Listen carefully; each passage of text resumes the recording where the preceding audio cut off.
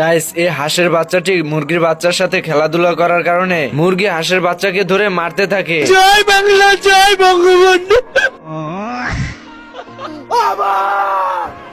মাং মাং কোটাই গুন্দাই রে ঘুমের মাথালে উড়ে কয় বাবা গাঁজা খাবা। বলিস কি? হাঁস তো তার বাচ্চার কথা শুনে রেগে গিয়ে মুরগির বাচ্চাকে মারধর করতে থাকে। আপনি কি এখন মুখটা বন্ধ কেন? শেখ হাসিনা পালায় না। এই পোকা চোদা কয় কি? আচ্ছা, হাঁস আর মুরগির ঝগড়া দেখে মোরগ আসে থামানোর জন্য। তোমরা কয় ভাই বোন? আমরা 3 বাবু। কে কে? আমি, আব্বাই, মাই।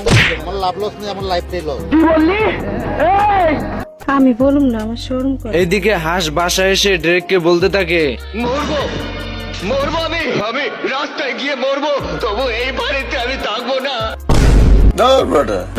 বন্ধুরা, এই হাঁস দুটো চলে আসে বিচার নিয়ে মুরগিদের বাড়িতে।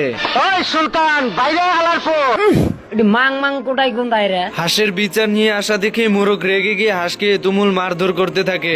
আমারে চিনচ, আমি সানডে মানডে ক্লোজ করছি।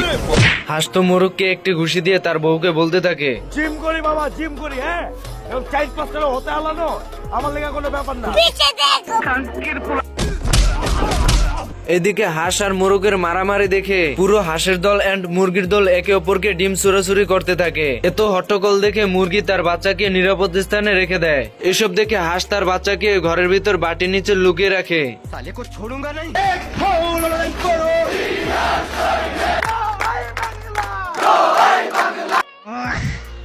এইদিকে হাঁস এত হট্টগোল দেখে তার বাচ্চাকে দেখতে আসে এবং বাচ্চাকে না দেখে চিল্লাতে চিল্লাতে বাইরে গিয়ে বলতে থাকে। মা গো, দিয়ে দিল আমার মা গো। হাঁসের কান্না দেখে সবাই মারামারি বন্ধ করে দেয় এবং মোরগ আর হাঁস মিলে তাদের বাচ্চাকে খোঁজার জন্য রওনা হয়। এর ভিতরে তাদের বাচ্চাদেরকে দেখতে পায়। তোমাকে বিয়ে করতে চাই, তোমাকে লাভ করি।